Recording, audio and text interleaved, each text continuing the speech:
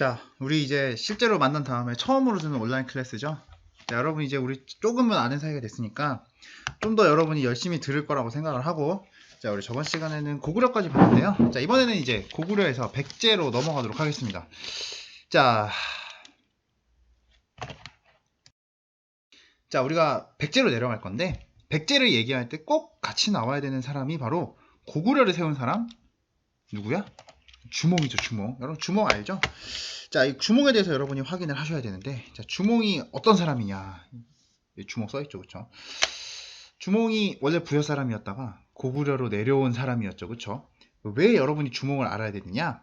요 부여 사람이라는 것부터 출발해 보도록 하겠습니다. 자, 여러분, 이 주몽이 원래 부여 출신이다라는 거 이미 아까 이야기했죠. 근데 이제 문제가 뭐냐면 얘가 부여에서 죽임을 당할 수 있는 상황이었잖아요. 잘 모르겠으면 저번 시간 한국사 수업 확인하세요. 자, 이 죽임을 당할 수 있는 이 난리통에도 주몽이 부여해서 결혼을 해가지고 아이를 낳았습니다. 그게 누구냐? 바로 이 유리라고 부르는 아들이었는데요. 이 문제는 아들을 낳고 나서 주몽이 졸본으로 그대로 도망을 쳐가지고 고구려란 나라를 세웠다는 거죠. 아들이랑 헤어지게 됐습니다.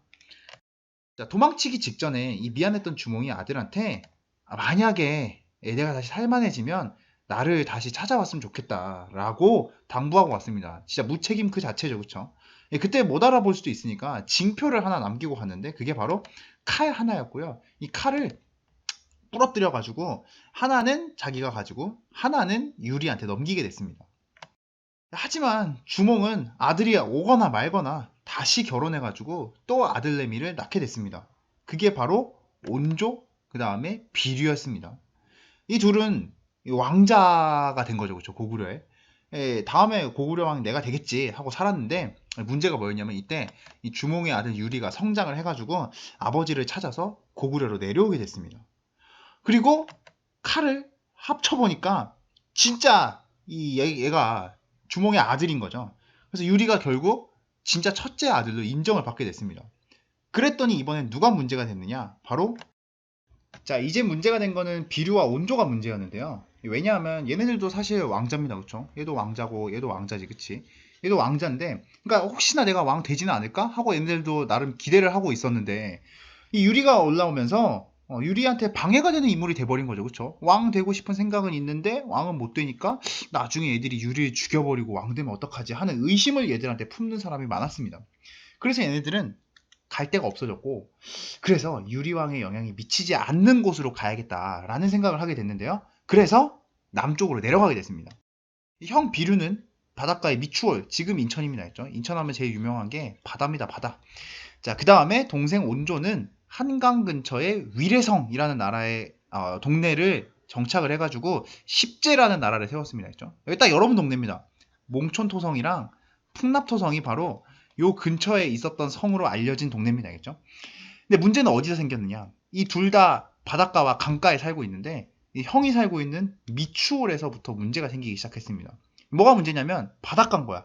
바닷물은 바로 정말 더럽게 짜다는 게 문제인 거죠, 그렇죠? 짠 게 뭐가 문제냐고 한번 볼까요? 아유, 지가 왜 이렇게 짜? 짜긴 뭐가 짜? 짜요, 어머님. 너무 쫄아먹어요. 짜다니까. 물 좀 붓고 데우시지 그러셨어요. 짠 거 안 좋은데.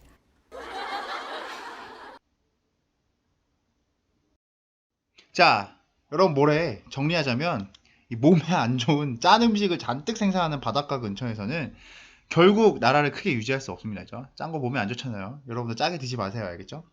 자, 그래서 결국 짠 음식만 먹다가 비류는 슬픔 속에 죽게 됐습니다. 미추홀에 살던 사람은 죄다 십제, 동생이 위례성에 세웠던 나라 십제로 옮겨가서 살게 되었고, 미추홀은 자살해서 죽었다고 전해져 내려오고 있습니다.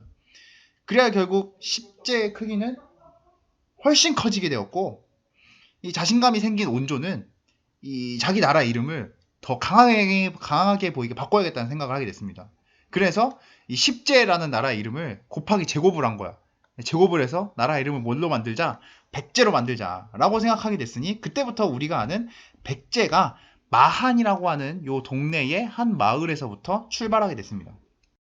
여러분, 무덤을 통해서도 얘네들이 고구려에서 왔던 사람이란 걸 알 수가 있어요. 이 왼쪽은 백제 무덤이고요. 석촌동에 있는 무덤이고, 그 다음에 오른쪽은 고구려 무덤입니다. 이 계단으로 되어 있는 모습이 좀 비슷하죠. 물론 고구려 무덤이 좀 더 높긴 한데요. 그건 고구려가 당시에 백제보다는 조금 잘 살았기 때문이고 어쨌든 형태는 비슷하구나 라는 걸 알 수가 있습니다. 자, 그리고 이 백제는 사슴을 좋아하던 왕에 의해서 발전하게 됐습니다. 이게 뭔 소리야? 이 사슴이 사실 굉장히 무서운 동물이거든요. 한번 볼까요? 참고하자면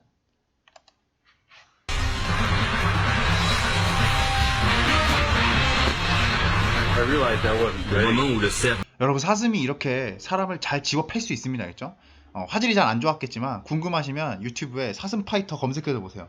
근데 문제가 뭐였냐? 당시 백제왕이 사슴을 너무 좋아해가지고 한 번에 40마리씩 사슴을 때려잡는 왕이었습니다.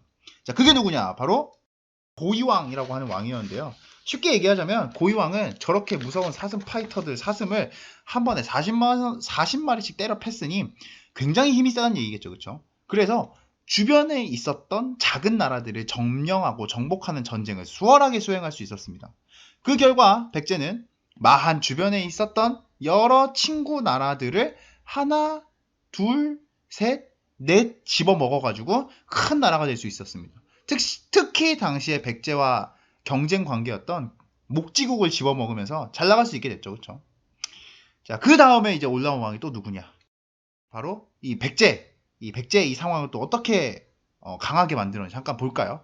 자, 당시 백제가 이렇게 점점 성장하고 있었는데 문제가 뭐냐면 이 백제보다 훨씬 더 강력한 나라가 바로 위에 고구려가 있었습니다. 기억나죠? 고구려는 이미 고국천왕 때 왕의 권력이 굉장히 강해지고 있었다는 거.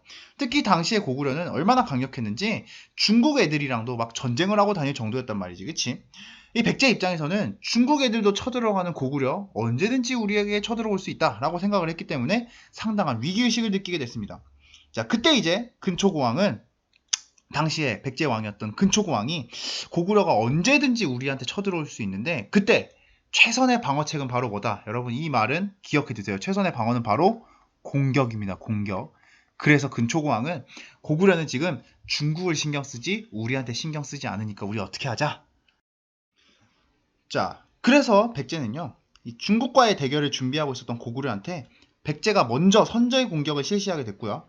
이 고구려는 중국이랑 전쟁만 준비하다가 백제 공격에 제대로 대비를 하지 못하고 있었고 결국 상당한 타격을 받았는데요. 그 결과 일단 백제는 고구려 왕까지 죽이는 데 성공을 했습니다. 누구냐? 바로 고구 원왕. 백제한테 살해당했다라고 저번 시간에 수업 때 정리했던 거 기억나죠?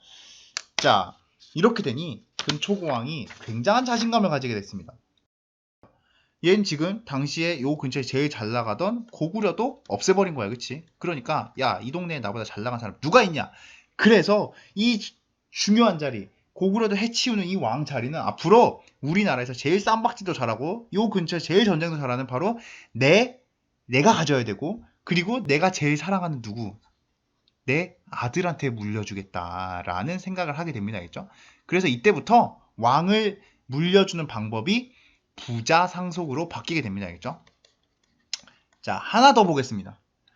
이후에도 계속되는 고구려와의 전쟁, 당연히 문제가 되겠죠. 고구려 입장에서 왕까지 살해당했으니까 얼마나 기분이 나쁘겠어요. 언제든지 백제를 쳐들어가야 된다라고 생각하고 있었고, 백제 역시 마찬가지로 고구려가 언제든지 쳐들어올 수 있겠다라는 생각을 하게 됐습니다. 자, 그러려면 고구려와 백제가 전쟁하려면 백제가 상당한 피해를 보게 됐는데요. 그러면 열심히 사람들이 싸우러 가야겠지, 그치? 자, 그래서 이때 백제 왕은 아무래도 이 당시 백제 왕이었던 침류왕은 사람들이 전쟁에서 열심히 싸우게 만들려면은 여러분, 나라를 지키다가 죽으면 극락에 가서 영원히 평생 잘 살 수 있다라는 가르침을 백성들한테 가르쳐야겠다라는 생각을 하게 됐는데요. 누가 가르쳐준 거야? 바로 부처님이 가르쳐줬잖아. 여러분, 저번에 고구려의 소수림왕 기억나죠? 그때 이 나라를 위기에서 구하기 위해서 여러분 좋은 일 하다 죽으면 극락 간다고 막 가르쳤잖아요. 백제도 마찬가지였습니다. 단결시키기 위해서 불교를 열심히 퍼뜨리게 되었고, 그리고 그 불교를 누가 들여온 거야? 침류왕, 왕이 데리고 왔잖아요. 그렇죠? 그래서 불교를 통해서 왕의 위세를 크게 높이려고 하였습니다. 자, 요 부분 확인하시고요. 우리 학습지 정리하면서 수업 마칠게요. 자, 볼까요? 백제 건국은 누가 있느냐? 바로 고구려에서 건너온 사람들이 한강 유역의 어디? 위례성에서 처음 십제라는 나라를 건국했다라고 말씀을 드렸는데요. 자, 고구려에서 건너온 사람들이 만들었던 거는 우리가 석촌동에 있는 돌무지 무덤을 통해서 확인이 가능합니다. 자, 백제는 처음에는 마한의 여러 동네 중에 하나로 출발을 했는데 언제부터 본격적으로 발달했느냐? 바로 고이왕 때 마한의 중심 세력 중 하나였던 목지국이라고 하는 동네를 합치면서 성장을 했습니다. 자, 계속 내려갈까요? 자, 그리고 근초고왕 때 왕이 워낙에 전쟁을 잘하다 보니까 힘도 아주 세서 왕위를 앞으로 아버지가 아들에게 부자 상속이 가능해졌고요.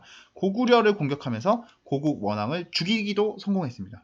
마지막으로 계속되는 전쟁에 대비하기 위해서 침류왕이 불교를 받아들이기로 했다라는 것까지 하나 확인하시고요. 요번 시간까지만 딱 제가 이번 주에 조금 바빠서요. 수업 조금 짧게 하고 다음 시간부터는 우리 학습지 한 장씩 나가봅시다. 자, 오늘 여기까지 할게요.